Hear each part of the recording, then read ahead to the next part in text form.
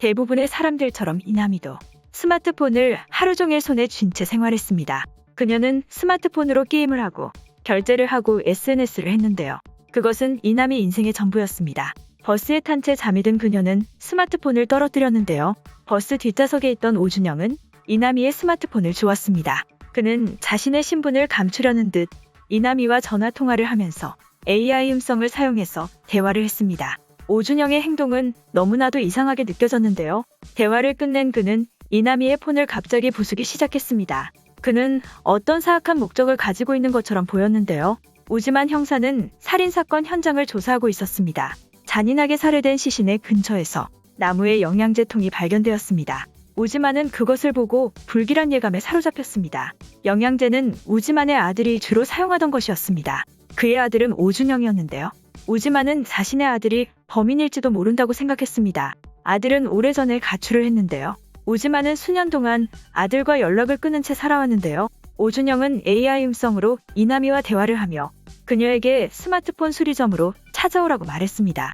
오준영은 모자를 눌러쓰고 마스크까지 착용하면서 자신의 신분을 감추려고 했는데요.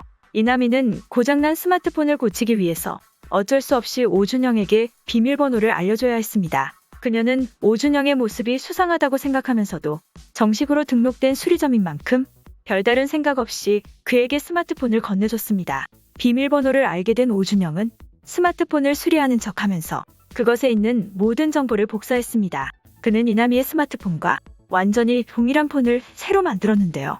이남이가 폰을 사용할 때마다 복사폰은 동일하게 작동하며 움직였습니다. 뿐만 아니라 이남이가 폰을 사용하지 않을 때에도 그녀의 스마트폰에 있는 카메라를 통해서 오준영은 이남이의 모든 것을 관찰할 수 있었는데요. 하루의 시간이 지나기도 전에 오준영은 이남이의 모든 것에 대해 알게 되었습니다. 그는 이남이가 알바하는 카페에 찾아와서 그녀가 좋아하는 자두 에이드를 주문했습니다. 이남이는 오준영의 얼굴을 보면서도 그가 자신의 스마트폰을 수리해준 사람이라고 생각하지 못했는데요. 이남이는 자신에 대한 모든 것을 폰에 담아뒀습니다. 그녀가 남들에게 감추고 싶은 비밀까지 폰에는 기록되어 있었는데요. 우지만은 오준영의 집을 알아냈습니다. 그는 오준영의 집을 수색했고 오준영이 범인일지도 모른다고 생각했는데요. 오준영은 우지만을 밖으로 유인해낸 다음 그가 없은 틈에 집에 있는 모든 증거를 지워버렸습니다. 오준영은 마치 모든 상황을 예상한 것처럼 신속하고 정확히 움직였는데요. 이남이의 모든 것을 알고 있는 오준영은 그녀에게 쉽게 접근할 수 있었습니다. 그는 우연을 가장해서 여러 번 이남이와 마주치며 그녀의 호감을 얻어냈습니다. 이남이는 자신의 마음을 이해하고 자신과 비슷한 취미를 가진 오준영에게 빠져들 수밖에 없었는데요. 오준영은 피해자들에게 접근해서 그들을 완전히 고립시키는 것을 즐겼습니다. 그는 이남이의 주변 인물들을 모두 정리해서 그녀를 외톨이로 만들려고 했는데요. 오준영의 손에는 이남이의 복사된 폰이 있었기 때문에 자신이 이남이인 척하면서 그녀의 주변 인물들에게 문자를 보낼 수 있었습니다. 오준영은 복사된 스마트폰을 사용해서 SNS에 회사에 대한 비밀과 거짓 정보를 올렸습니다. 그것으로 인해 회사는 엄청난 손실을 입게 되었는데요. 하룻밤 사이에 이남이의 인생은 모든 것이 바뀌었습니다. 회사의 사람들은 이남이를 경멸스러운 표정으로 바라봤는데요. 그녀는 자신의 억울함을 주장했지만 이남이의 말을 믿는 사람은 아무도 없었습니다. 사장님, 제가 진짜 그런 게 아니에요. 제가 왜 그런 짓을 하겠어요? 나도 그게 진짜 궁금해. 도대체 왜 그런 거야? 저를 못 믿으시는 거예요? 믿으면 뭐가 달라지는데? 망한 회사가 다시 살아나기라도 하니? 이남이는 자신에게 닥쳐진 일 때문에 충격과 공포에 사로잡혔습니다. 그녀는 분명 SNS에 글을 적지 않았는데요. 누군가 그녀의 이름으로 글을 적고 그것 때문에 회사에서 잘리는 일이 벌어진 것이죠. 이남이가 스마트폰을 분실하고 단 며칠 만에 그녀의 모든 인생은 무너지고 있었습니다. 이남이는 친구인 정은주와 함께 경찰서를 찾아갔습니다. 경찰도 그녀의 말을 믿어주지 않았는데요. 스마트폰을 복사해서 상대방의 인생을 망가뜨리는 범죄는 경찰에게조차 낯선 일이었습니다. 경찰은 이남이가 거짓말을 한다고 생각했는데요. 오준영은 이남이에게 자신을 디지털 보안관이라고 소개했습니다. 이남이는 오준영을 범인이라고 생각하지 못했기 때문에 그에게 도움을 요청했는데요. 오준영은 그녀에게 그녀의 친구인 정은주가 범인일지도 모른다고 말했습니다. 이남이가 하루 종일 함께 있었던 사람이 정은주였기 때문에 이남이는 정은주를 의심할 수밖에 없었는데요.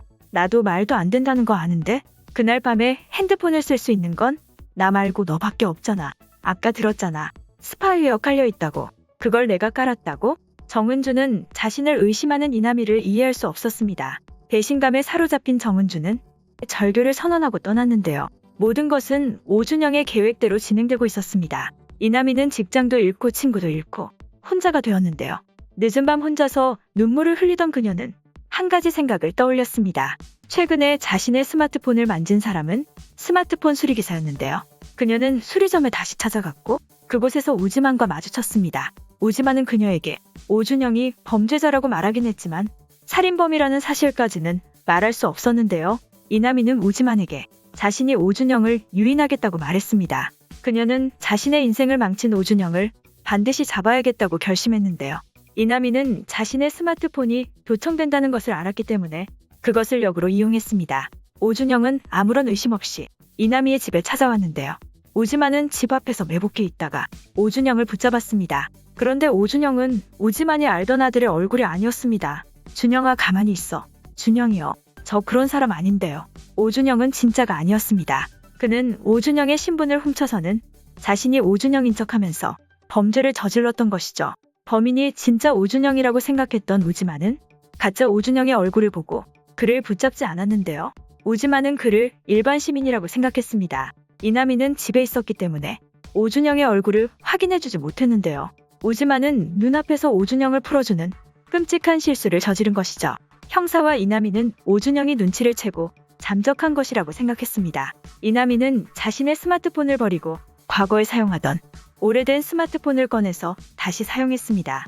그녀는 아버지인 이승우의 집에 가서 범인이 잡힐 때까지 머무르려고 했습니다. 하지만 그곳은 안전하지 못했습니다. 오준영은 이남희의 집에 몰래 침입했을 때 그녀의 예전 폰까지 복사했습니다. 그는 이승우의 집에서 이남희를 기다리고 있었는데요. 오준영은 이남희의 아버지를 인질로 잡고 있었기 때문에 이남희는 그의 말에 복동해야 했습니다. 그는 이남희와 이승우를 테이프로 묶었습니다. 오준영은 이남희가 고통스러워하는 모습을 보며 즐기고 있었는데요.